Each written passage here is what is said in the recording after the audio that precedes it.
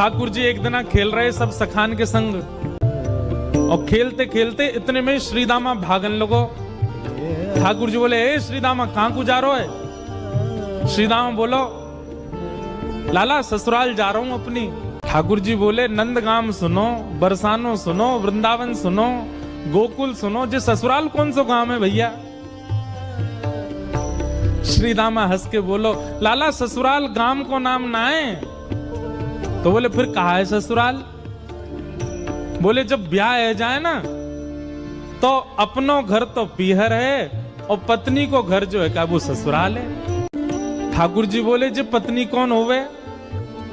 बोले, लाला जैसे नंद बाबा की तेरी मैया यशोदा पत्नी है, ऐसे ही मेरा ब्याह है रो, मैं वो पत्नी लेवे जा रहा हूं, तो पत्नी के घर को ससुराल के में।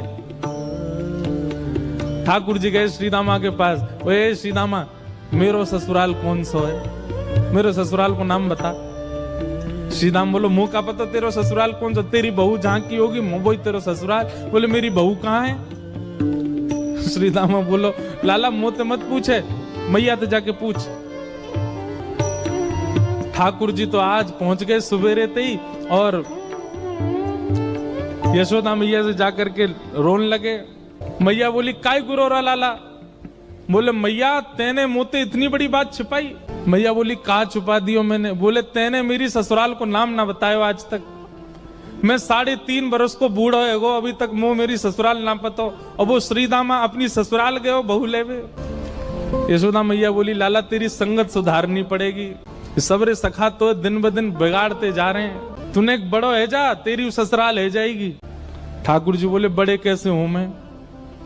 बोले, जब खुद दूध पीन लगेगो, खुद नहान लगेगो, खुद तैयार है जाएगो, घर के सब काम अन्य करने लगेगो, तू बड़ा हो जाएगो, तेरो ब्याह करा दूंगी। महाराज वही दिना ठाकुर जी गए, अपने सबरे पुराने लत्ता कपड़ा लेकर के आए, धोने लगे उन्हें, अपने आप दूध पीन लगे, अपने आप भोजन करने लगे, अपने आप ही उठ पटांग श्रृंगार करने लगे।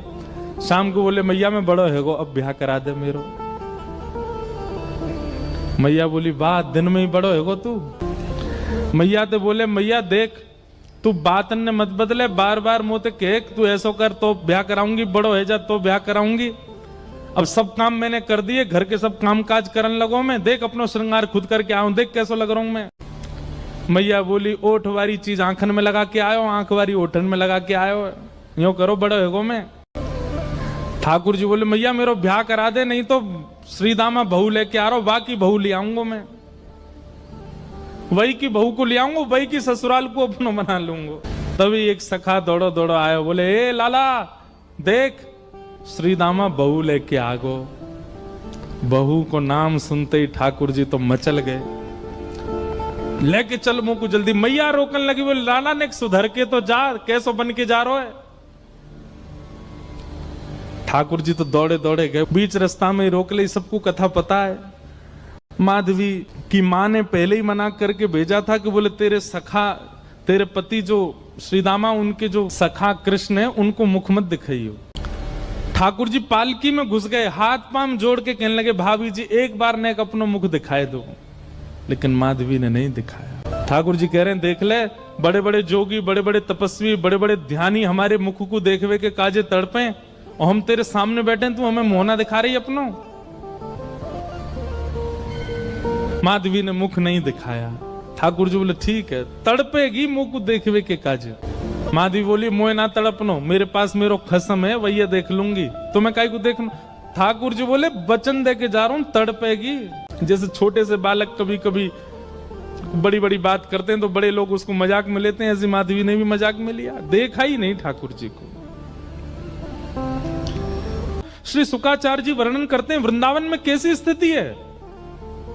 गोपियां दोहन करती हैं तो घर घर घर जो दही की मथनी की आवाज आती है ना, उसी में ही कीर्तन करने लग जाती हैं। कृष्ण ऐसे, कृष्ण के नेत्र ऐसे, कृष्ण की नासिका ऐसी, कृष्ण के कान ऐसे, कृष्ण को मोर पिछ ऐसा, कृष्ण की पीताम्बरी ऐसी, कृष्ण की भुजा ऐसी, कृष्ण के चरण ऐसे।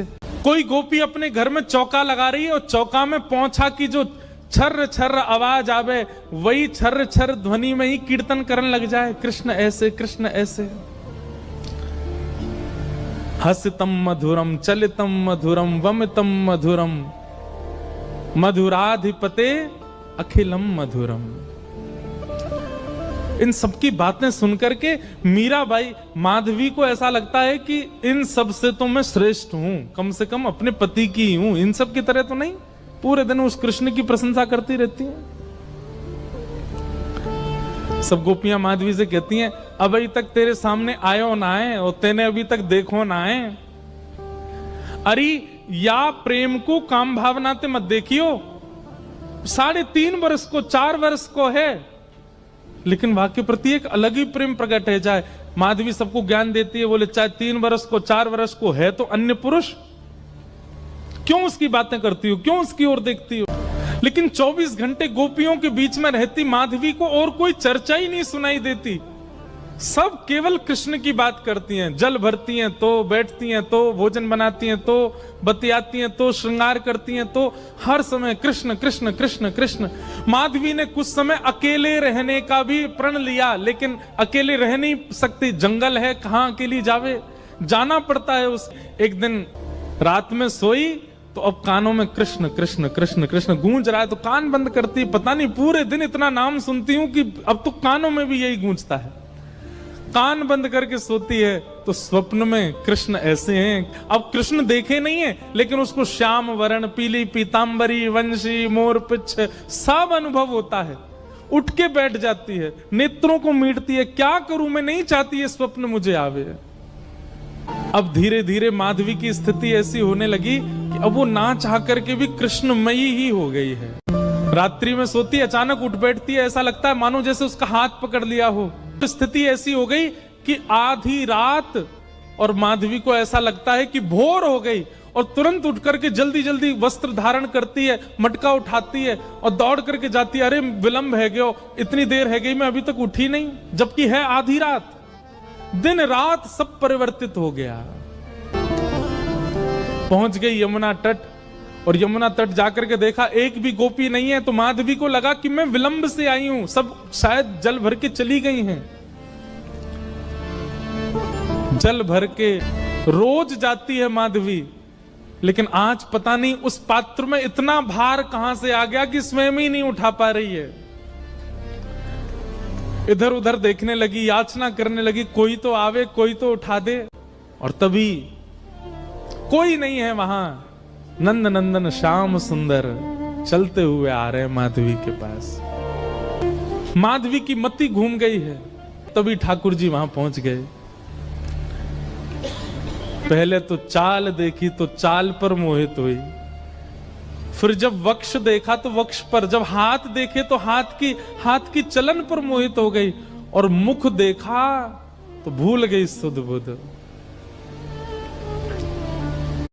ठाकुर जी आए और आकर के मंद मुस्काए के बोले, हेरी गोपी, उचाए ना पा रही, चल ले मैंने एक हाथ लगा दूं, उचाले याकू। और एक तरफ से माधवी ने मटकी पकड़ी और दूसरी तरफ से ठाकुर जी आकर के नन्हे से गोपाल जी ने जैसे ही हाथ लगाया मटकी उठने लगी। लेकिन मटकी पर नेक सहारा देते माधवी रख लेती, ऐसा नहीं। ठाकुर जी मटकी उछा के, जैसे जैसे मटकी उछ रही है वैसे वैसे ठाकुर जी लंबे होते जा रहे हैं, और बिल्कुल माधवी के नेत्रन के सामने आकर के खड़े है गए। कटाक्ष नेत्रों के सामने कोई गोपी टिक नहीं पाती, और माधवी को ठाकुर जी प्रत्यक्ष देख रहे हैं, सामने खड़े हैं कि। और वो एक क्षण के लिए जो रूप माधुरी का दर्शन हुआ, वो दर्शन देकर के ठाकुर जी खिलखिल करते हुए भाग गए वहां से। अब माधवी चाहती है कि पीछे भागे, लेकिन पैर स्तब्ध हो गए। माधवी चाहती है कि चिल्लाए कि रुक जाओ, पर बोल नहीं पा रही है। माधवी चाहती है कि इधर गए मैं नेत्र घुमा करके देख लूं, पर नेत्र घूम नहीं पा रहे। पूरा शरीर मानो जैसे एक स्थूल स्तब्ध एक मूर्तिमंत की तरह खड़ा हो गया है। केवल नेत्रों से अश्रु गिर रहे हैं, कुछ नहीं कर पा रही, बेसुध है माधवी। वहीं खड़ी रही तब तक जब तक भोर में गोपियां जल भरने नहीं आ गईं। अश्रु जलों से जल पूरा वस्त्र भीग चुके हैं माधवी के। और तभी सब गोपियां आई, आकर के देख, अरे ये माधवी ये पहले ही आ गई जल भरवे।